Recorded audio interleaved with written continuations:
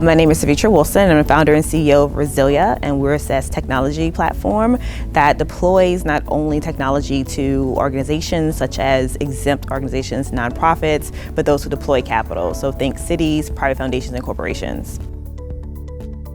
So my business was actually a spinoff of another company that I started in 2009. It was more professional services, and we felt that there was an opportunity to productize our services and deliver it on demand to a broader audience. It was something that we felt was not only important, but not only increase the impact that we were making, but also streamline the services that we were providing to our then clients.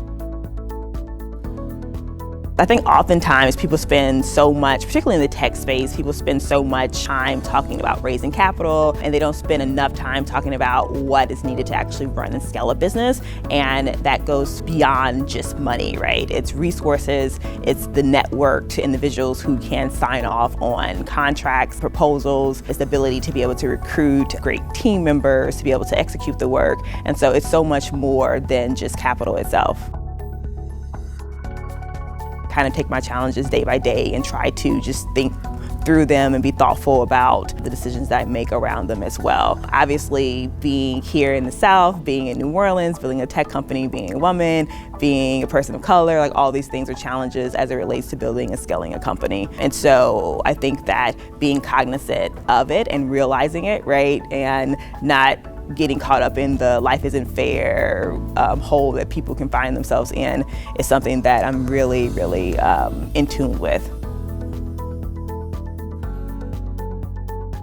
I think that access, right? And so I think it goes back to access. A lot of times, I've been at a lot of tables and not a lot of people that look like me were at those same tables. And so I think that one, it's about entrepreneurs who are coming to those tables that look like me, being able to pay it forward and sharing the knowledge that they've gained along the way. And then I also think it's people opening more tables up to individuals that look like me and entrepreneurs that look like me, giving them the opportunity, whether or not they are fully prepared to take the opportunity. But I think that it has to start somewhere, because a lot of times I believe that entrepreneurs who aren't women or people of color are given more chances than we would be given.